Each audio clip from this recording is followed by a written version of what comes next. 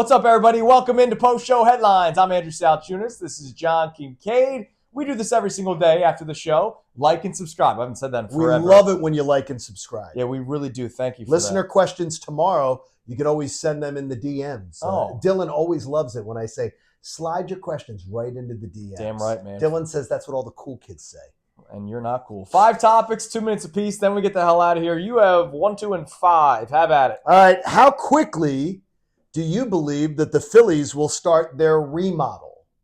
Sooner or later? Do you think they are a team that is jumping to make some moves? Could we see some trades? Could we see some other action? Or do you think that it will be one that we're on a slow simmer, well more towards maybe Christmas? I think it takes some time. And in case people don't know, tonight at 5 o'clock, that's when players can sign with new teams, or of course re-sign at this point. But players can sign with new teams. So a guy like Kyle Schwarber, JT Realmuto, Ranger Suarez, if they do sign with a different team, you can do that tonight at 5. Baseball's pretty slow, but here's the other big thing. How many of these guys are Boris guys and like these other top paid players? Thing is, though, Boris people have a misconception on Boris. They always assume, well, Boris guys, they're going to sign late. It's not true.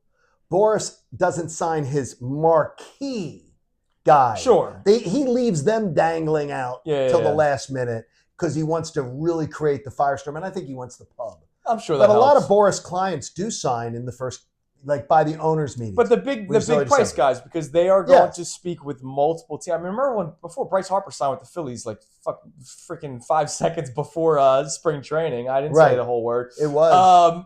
They were already in Clearwater. But Bryce Harper it still came down to Phillies, Dodgers, Yankees, Giants.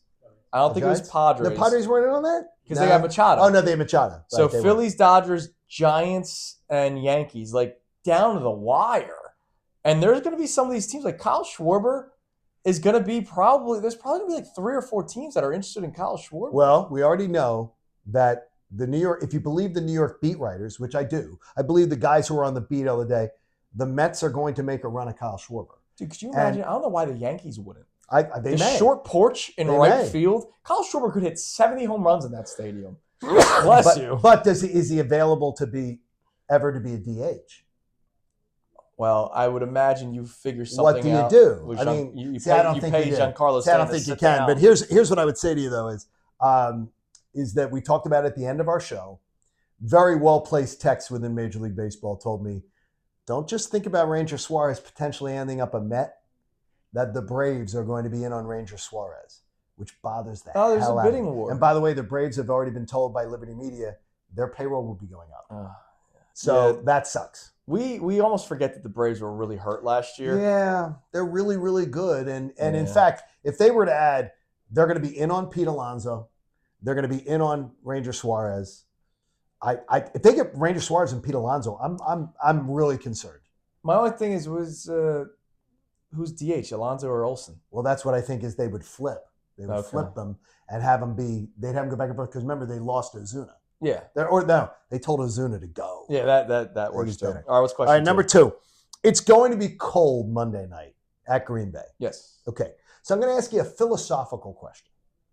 Are the Eagles better built and a better team to be an elements team or to be a fast-track dome type team? Because we've seen them in 2 Super Bowls look really slick on offense in domes and fast tracks. And we also see a team that, if you're going historically, appears that they're built for cold weather and toughness and the elements. So which would you, if you had the Eagles to have to win a game, what do you want to see this Eagles team in? I would go elements first. Look, I saw Saquon Barkley rush for how many yards in the snow against the Los Angeles Rams. Even though they almost lost the game, Matt Stafford did bring him downfield. But I think Eagles and elements before I think of Eagles and dome. And but you prefer it? You'd really prefer them in the elements? Yeah. So like a 20-degree day in January, you'd prefer over 70 degrees in a dome? Yeah, just because of the physicality that they play with. I know the offensive line has not been as good this year, but it is still a physical group. A.J. Brown is a physical blocker when he wants to do it, right? Dallas Goedert. Dallas is very selfless. Vic Fangio doesn't care if it's 150 degrees or negative 50 degrees. The defense will be flying. The reason I lead you to this question is because there's a really good chance with the Eagles' schedule that they may not end up the 1 seed. Oh, I would. So I did not want them going to Detroit last year. Well, Detroit's a dome. Yeah. The Rams is a dome for all intents and purposes. Plus, it's out. It's perfect, out perfect conditions. Yeah. And then you might have to go to Green Bay for an NFC title game. If you lose on Monday night, there's a good chance you could end up in Green Bay. So I just wondered what you'd probably prefer. Yeah, but for you, it seems more the team that they'd be playing than the elements. You take the Eagles either way. Yeah. In either elements. But like the Lions, what they do, everything's so underneath and so quick, and you do that when it's 20 degrees outside. Right. You can do that on turf. Goff is not as good outside. Yeah. You got to have the Lions must be outside. Keep your cats outside. If you're a cat owner, keep them out in the cold. That's not nice. I thought that's what you did with Lions. All right, question 3. You don't bring them in the house. Can you think of a more aggravating athlete than Joel Embiid? Now, the reason why I thought you were going to say Connor Thomas. The reason why I asked this question, you don't deny his ability, his talent. No. Right? No. But we also can't deny sometimes not coming into camp in shape. We can't deny the mopiness. But this isn't like Ben Simmons literally could not shoot, right? And he did have the ability to attack the basket, but he wouldn't, which is why he's aggravating. Joel Embiid can do it all. So is he one of the more aggravating what-if athletes that you can think of in Philadelphia? He's one. Is he one? He's one. I can't think of one that I'd put above him because Eric Lindros accomplished more for his team and brought the team to more than Joel did. But I always think of Eric Lindros as a big, oh, come on. Yeah, right. What, 7 concussions or whatever it was, and like what could have been. And to me, though, I think Joel is that guy because, hey, I think Joel and Ben Simmons, I hate even hearing him in the same sentence because Joel Embiid, to me, like a couple of years ago when they played the Knicks, that was the greatest performance in a playoff situation that I ever saw Joel Embiid for a whole series. Yeah. Put together a body. Right. Aggravating doesn't mean they're bad. No, it's aggravating because some of it's aggravating, but the early career was aggravating as hell to me with Embiid, his lack of professionalism. Sure. But I saw the professionalism come into play and I saw the toughness come into play and I saw things that I admire. So I find it extremely frustrating that this is going to be a story that I don't believe will ever end in. Would Iverson be toward the top of that list? Oh, again, absolutely. Aggravating doesn't mean bad. Iverson's right behind him. Yeah, because right behind him. What if he wasn't drinking Coronas all the time? And I love it. I have love for both of those men, Joel Embiid and Allen Iverson. Allen Iverson, I draw the comparison. It's going to kill all you Iverson kids. It's going to kill you. Iverson was the 2022 Phillies. That's what it was. It was a lightning in a bottle moment for the city that everybody remembers and loves. No, that team but it never. Iverson. But unlike the 2022 Phillies, Iverson's team never followed up. Yeah, but Iverson's in the Hall of Fame. Oh, he is. He's a Hall of Fame. Top 75 player. He's a Hall of Fame. Oh, he's an amazing player. So he's not fleeting like the 2022 Phillies. No, the fleeting is the memories of what it ever accounted for. Right, no, that team, yes. Right. It never accounted for anything. And I think part of the reason it never accounted for anything is Allen Iverson. His great talent's true, but part of it is his lack of dedication to the teamwork atmosphere of it. Sure. Practicing matters in the NBA. It does. It really does. Practice. Talk about practice. I told you I watched all 30 minutes of it the other day. Oh my gosh. I was captivated. I couldn't stop. Can't believe it. I was captivated. That's amazing. All right, question. You love who you love very much. Yes, I do. A loyal man. Question 4. I told you on the air this morning that I got a text from my wife that my son woke up angry today because it wasn't Christmas. And it's 7 weeks to Christmas, by the way. He was angry. Yes. He asked his mom. Is this you as a kid or is this Christy as a kid? By the way, that's a great question. It has to be something because the parents have to hold the key to this. Probably her. Somewhere in the genetic code.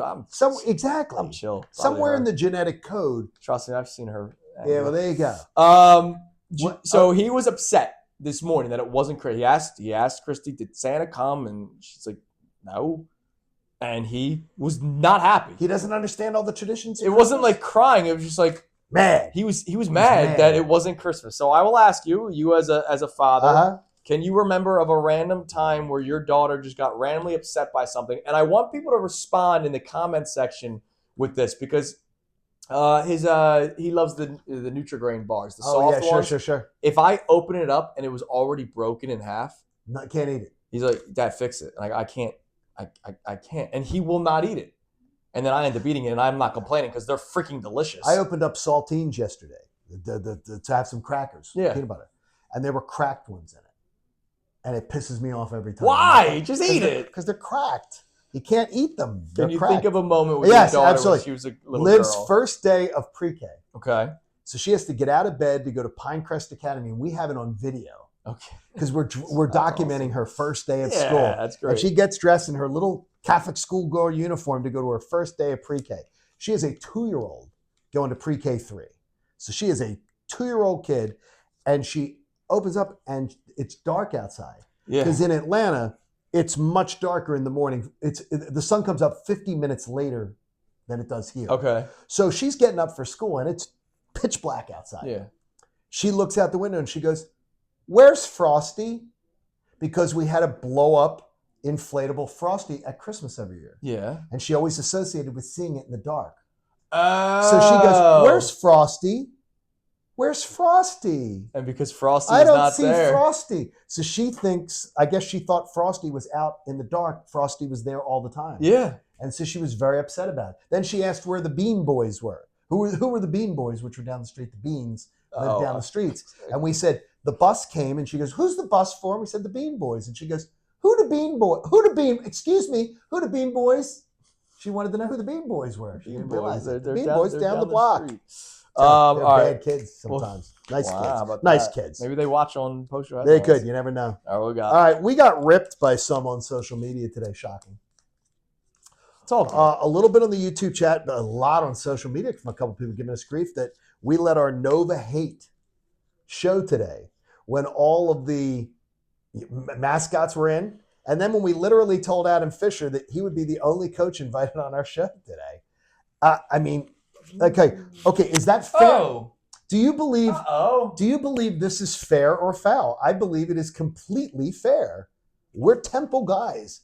We're not going to fake. We're not going to fake to the audience. Should we be Cowboys fans? Like if we ever talk to somebody that covers the Cowboys? Well, it's not about them. Would they be welcome on the show? They made the point is what a Cowboys, we would absolutely welcome if a Cowboys coach wanted to come on the show and be interviewed. Yeah. Or if Sean McVay wanted to come on the show and be interviewed. Yeah. So the thing is that we should welcome these other coaches in. I said, no. Well, first off, we don't talk much college basketball. Well, yeah. So there's the big difference. So yes, if Doc Rivers wanted to come back on with us, we'd welcome Doc on. It's a difference as far as the importance of the story. I would have the Villanova head coach on for an interview, but I'm not going to hide my dislike for Villanova. No, and I want to be paid something. If the Villanova coach is coming on, I want to get paid under the table. And by the way, the same goes for all the schools. Right. Like, except for Drexel, because my sister went there. So I have like a bit of a feeling for Drexel. Yeah. No, I mean, it's like and Drexel's little brother. Do people not want us to be like authentic? People not want you to be authentic? And besides, it's different, as I tried to explain too. It's different than rooting for a sports team. Temple is us. We have Parchment. Yeah. Temple is when you go to a college and you actually attend the college, not like Brendan Gunn who roots for teams that he didn't and schools he didn't attend, and Kevin Cooney that root for colleges they didn't attend. We're rooting for a school we have Parchment. How many people? It's our family. How many people from PA take shots at Jersey? Right? Oh, absolutely. You do it all the time. Those roundabouts are miserable. Even though we're all Eagles fans and we all pretty much we celebrate welcome the you same guys things. in to root for our team. Well, you Jersey people. You make me pay to come to your Well, state. that's what you do. You pay to come into Pennsylvania. You don't pay to go into New Jersey. Yeah. I think it's good to have hatred for Look, if you didn't go to any of this Big 5 City 6 schools, then yeah, sure, you don't have to have hatred for anybody. But like we went to Temple. Like we went to Temple. We're not going to hide it. There's city rivalry. And there's pride. What about all the Catholic high school games? Like, I'm never rooting for Villanova for anything. I'm never, ever, if Villanova's in the national title game, I'm not rooting for them. Sorry. I went to none of this Philly pride. Clearview Regional High School. If Kingsway was in the state final for something, I'm not rooting for Kingsway. The only people, I got in fights with kids from Kingsway. I wouldn't root for Bonner ever. I wouldn't root for St. Joe's Prep ever. I mean, ridiculous. If you are part of a school and part of that community, you don't root for opposition. People are like, well, Philly pride, you'd root for Villanova. Hell no. By the way, hell no. Are they in Philly? No, they're in Delco. Everybody have a great rest not of all your day. Delco. Not all Delco, but most of their campus is in Delco. We'll talk to you tomorrow. Listeners sending questions, and of course, tomorrow morning, it's a football Friday. Andrew DeCecco was not on today for his 2-hour hit, but he will be tomorrow. See you then. Hey guys, Andrew Salciunas, host of Kincade and Salciunas. Just want to thank you for checking out all of our great videos that we have on our YouTube channel every single day. Make sure, if you can, please like and subscribe and check out all the videos that we have on our YouTube channel, whether it's for us, Kincade and Salciunas, of course, our midday show, as well as Unfiltered with Bill and Ricky.